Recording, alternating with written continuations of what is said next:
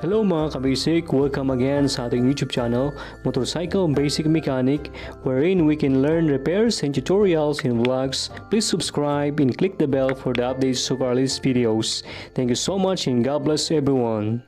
Alright mga kabasic, mayroon tayong gagawin dito, itong kanyang ignition switch niya kasi nagluko-luko na siya.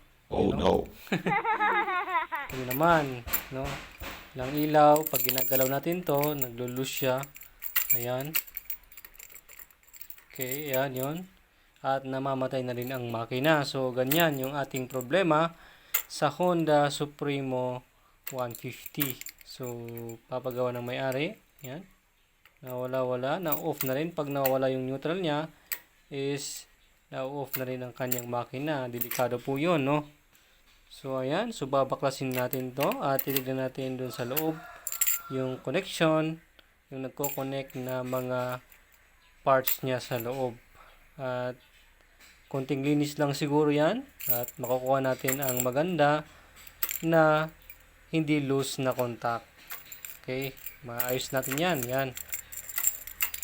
Kasi nawawala nga. Yun nga ang problema niya. Okay? Ayun. Buksan na natin at shortcut na natin. So ito na mga kabasic, yung ignition switch natin nagko-contact sa loob, yan. Kung mapapansin yung mga kabasic yan, no? Sa ating video, yan. Yung dalawa niyang contact dyan, itong positive at saka accessories wire, ay medyo meron na siyang hindi na maganda yung kanilang contact, nag-corroded na konti, no? May corrosion. So, pag inon natin, for example, ganito, check natin, yan, nawawala-wala, yan, no?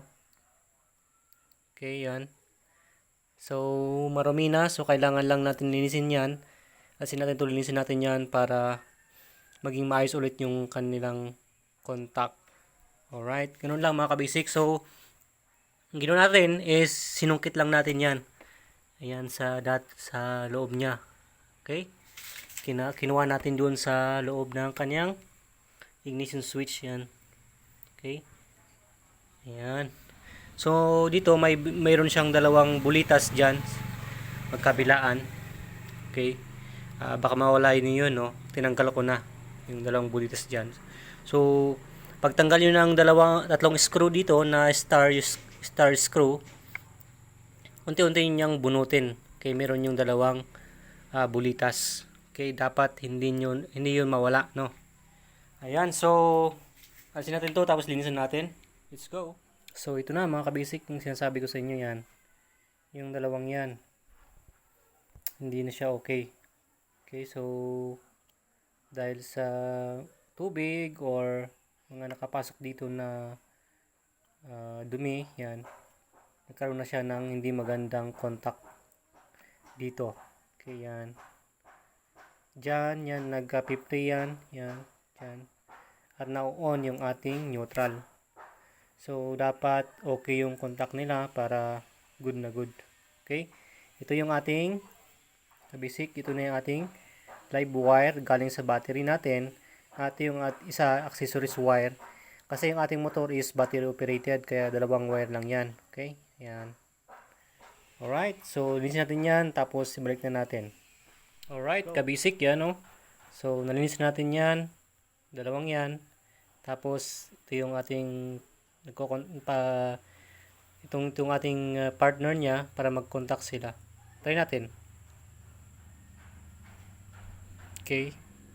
Yan, layo ko yung kuan para yun, no? So, maganda na yung contact niya.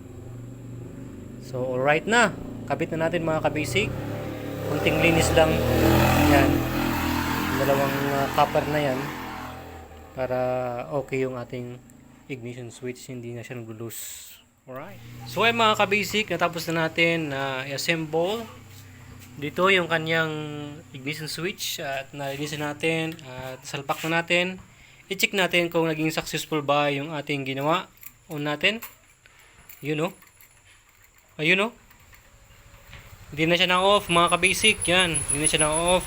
Pag ginagalaw ang ating key natin. Yung ating susi. Yan. Off, on, off, on, off, on. So, Oh yeah. okay na mga ka-basic. Alright. So, ganun lang mga ka-basic. So, ayun mga ka-basic. Salamat sa inyong suporta. At salamat sa ating panonood sa ating mga videos.